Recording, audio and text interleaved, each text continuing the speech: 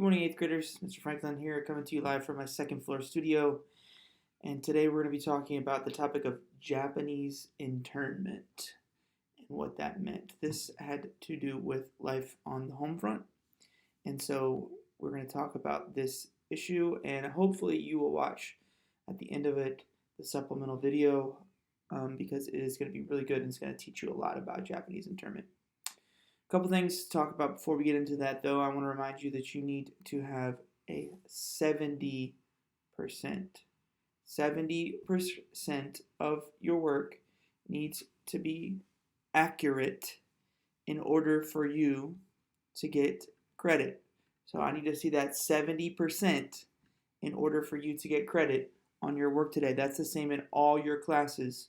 Second thing I want to point out, tomorrow we are going to be having Zoom Fest. Zoom Fest is going to be a blast. There's going to be raffles. There's going to be prizes. There's going to be games during the Zoom Fest. So I want to see everybody there at the Zoom Fest. All right, we're going to go right in and discuss Japanese internment and what it was. So let's get right to our presentation.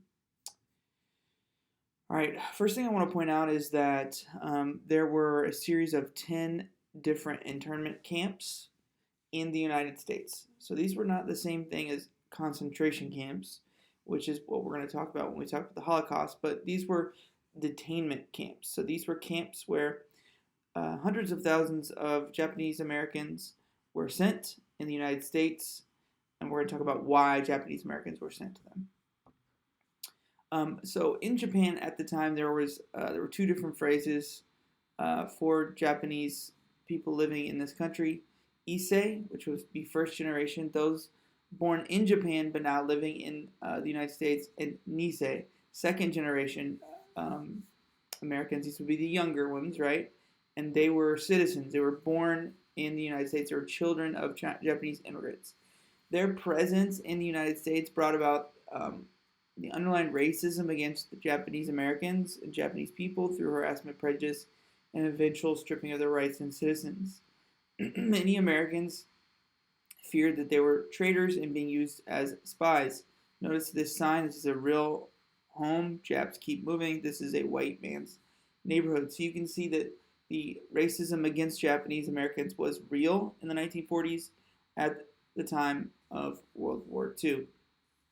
So what was Executive Order 9066, signed February 19th, 1942? President Franklin D. Roosevelt signed this executive order, and it forcibly placed Japanese Americans living on the West Coast in concentration camps. There were about 112,000 Americans, and 2/3 of those in camps were citizens. Nisei.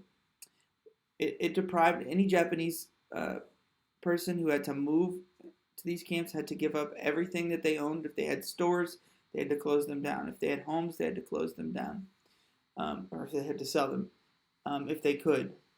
It deprived them of their rights. It cost them hundreds of millions of dollars in lost property and lost earnings through wages. Eventually, so even though this lasted for a couple years till 1944 at least in these 10 camps, the Civil Liberties Act of 1988 was passed, and it paid surviving internees $20,000 as a symbolic reparation for their hardship. Now, $20,000, not that much. Again, it's just symbolic, but I guess you could say it's better than nothing. How was it justified at the time?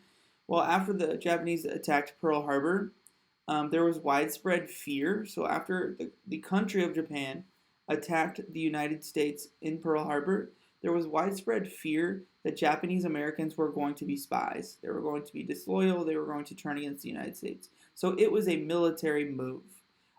There was a Supreme Court case in 1944, which upheld the internment, but Americans later, as we moved on in our history, felt that it was wrong. Again, and like I told you, in 1988, there was some small amount of reparations paid to Japanese Americans. What was life like in these camps? So all the Japanese Americans that were moved to these internment camps were allowed to stay with their families. They weren't given adequate warm clothes that were warm enough. There was only a daily budget of 45 cents for food. They would go to school, they would work, they would rest, they would play. So there's a lot of boredom, a lot of idleness in the camps. Many Japanese felt like, let's go here and go to the camps and show how patriotic we are. Others resented it. There was one particular camp that was specifically for the troublemakers that was highly guarded. There were incidents of Japanese trying to leave the camps and being shot and killed. Please watch the supplemental material video because it's going to be really good and give you a lot of information about what life was like in the camps. So again, what was the legacy of the camps? Well, the camps were seen as hypocrisy by the United States. How can we, on the one hand, be fighting against Adolf Hitler and his racist ideologies, and then holding racist ideologies of our own? They were called the American concentration camps, and it wasn't until 1988 that there was some sort of reparation paid for by the U.S. government to Japanese people who had lived and existed in these camps. So please read more about these Japanese internment camps. Please learn more about them. Watch the supplemental video because here's why it's important. We need to learn about history so that we don't repeat history. We need to see in history things that are unfolding today. So I think there's probably a modern parallel, and that modern parallel would be the way that we are detaining and treating immigrants who run away from Mexico into the United States, especially the whole situation where we're putting thousands of children in cages and separating them from their families. Very eerily similar to the tragedy of the Japanese internment camps. All right, guys, so this has been your presentation for today.